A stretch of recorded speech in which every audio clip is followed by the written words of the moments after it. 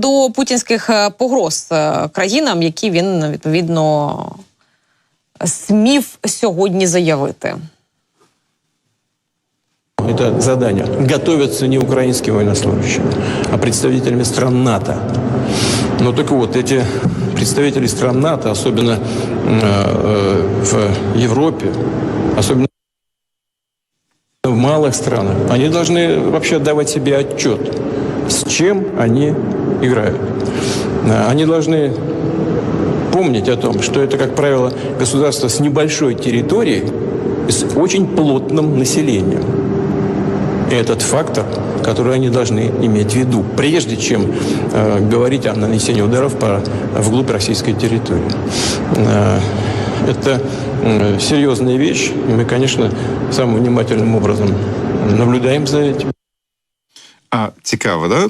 Тобто всі говорять про те, що треба відігнати російську тактичну авіацію і російські «Іскандери», комплекси С-300, які фігачать по нам з території прикордоння. А Володимир Путін говорить про плотність населення в Західній Європі. Ну, тобто він начебто таким чином, не начебто, він погрожує смертю цивільного населення. Ну, мені здається, в Європі знову ж таки всі бачать, що відбувається з цивільним населенням в Харкові, і думають, що ні, краще вже робити таким чином, щоб зупинити росіян, ну, як мінімум там, де вони зараз знаходяться. І, знову ж таки, без нанесення ударів по Вороніжу тут нікуди не дітися. Підкреслюю, аеродроми і військові бази. Найцікавіше, що, знаєте, після погроз Україні, прямих погроз Україні, Путін взявся за погрози Європі. Тобто він зрозумів, що Україну не зупинити в боротьбі за свою власну територію. Тому він почав, або ж продовжив, погрожувати Європі. Ну, просто раніше це робив Пісков, це робив Лавров, це робила Маша Захарова, Дімка Медведєв. А тепер вже Путін вирішив, що все ж таки його клоунів серйозно у світі ніхто не сприймає, і тому він вирішив то проговорити своїм власним ротом. Высокоточного оружия большой дальности, о котором вы спросили. Ну и вообще, эта постоянная эскалация может привести к серьезным последствиям. Если эти серьезные последствия будут наступать в Европе, как поведут себя Соединенные Штаты, имея в виду наш паритет в сфере стратегических вооружений? Тобто, знову ж таки, тягнеться до ядерної бомби. Але от цікавий момент, що там в Російській Федерації вони чогось дуже занепокоєні, їм не подобається. Що ти уявляєш, Кать? Держави НАТО, армії держав НАТО, вони відпрацьовують застосування ядерної зброї по російській території. У них там відповідні навчання, і оце обурення, образа на солдат НАТО, на пілотів НАТО, вони просто відчуваються.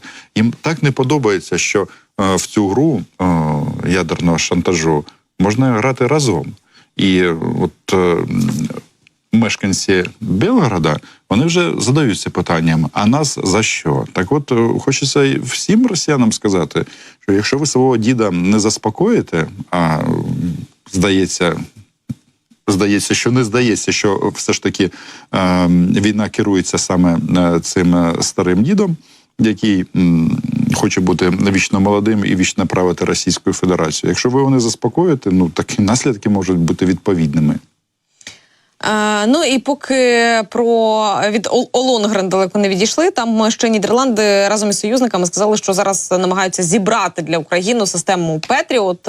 Зокрема, міністерка оборони очільників на зустрічі очільників Міністерства оборони, членів ЄС, повідомила, що кілька держав зараз мають намір скласти один ЗРК, проявивши при цьому креативність, як це роблять українці. Значить, вона наголосила, що хоче, аби зібрана система Петріот потрапила до України якомога швидше.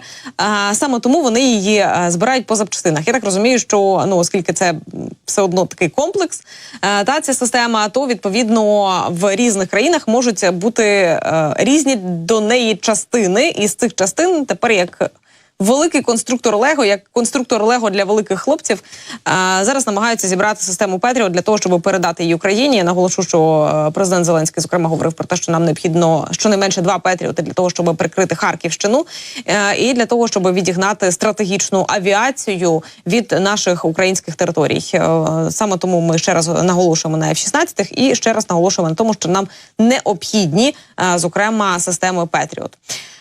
Ну і, звісно ж, дивіться, тільки ми показали вам цей фрагмент, те, що я назвала спойлером, коли Путін розповідає про вибори, як вони будуть відбуватися в Україні, що вони би мали вже бути призначені, відбутися і так далі, розказуючи, як він глибоко в темі української конституції, то в цей момент в Центрі протидії дезінформації буквально кілька днів тому випускали інформацію, де говорили, що найближчим часом очікується ряд провокативних заяв, зокрема від військового командування РФ, від Білорусі, з погрозами на адресу України. Основна мета цієї ПСО – це нагнітання масової паніки в Україні і в українському суспільстві, зрозуміло ж.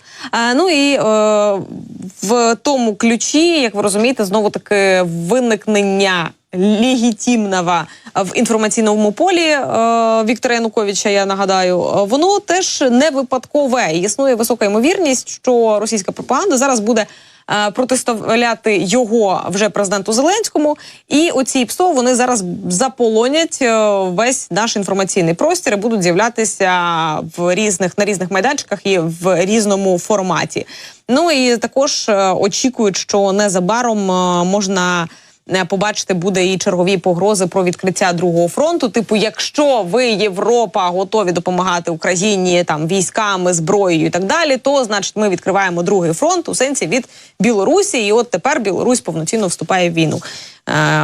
Я, правда, не впевнена в тому, що карта з 4 направленнями ще й досі знаходиться у Лукашенка, але заяви такі можуть робити. Я думаю, що він в самий останній момент, Олександр Григорович, знову відпетляє і скаже, ви знаєте, там дуже все сильно заміновано. Але от ця історія про нашого легітимного, вона тут, мені от дуже цікаво, що це Віктора Федоровича дуже непогано пам'ятають в Україні. Я, мабуть, один з небагатьох громадян України, який його бачив в публічному просторі, от коли він ще з'являвся, то в Ростові, потім йому надоїло грати в цю ігру в Ростов-на-Дону, він, відповідно, прилітав із Сочі в Москву і там в ТАССі проводив прес-конференції. Але я до чого? От звідки взялося прізвище Янукович от зараз, в контексті візиту Путіна до Мінська? Звідки воно взялось? Про це написав телеграм-канал «Білоруський Гаюн». Він написав наступне, що літак, який належить начебто Віктору Федоровичу Януковичу, приземлився в Мінську. Я просто до того... Всі чекали на появу Януковича в Мінську. Мені здається, от це замало інформації для того, щоб робити якісь такі політологічні чи якісь такі інші висновки.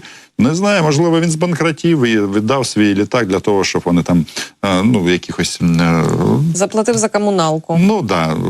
Віддали для перевезення якихось цікавих пасажирів. Але факт залишається фактом. Мало інформації для того, щоб говорити про, що Путін знову хоче використати Януковича. Він так хоче, але він може його оголосити легітимним президентом хоч зараз, прямо в Сочі.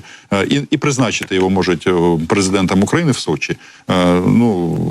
Заручники, навіть з ВІП-статусом, вони все одно залишаються заручниками. А Янукович саме в такому статусі, хоча, мабуть, він навіть собі про це не хоче зізнаватись.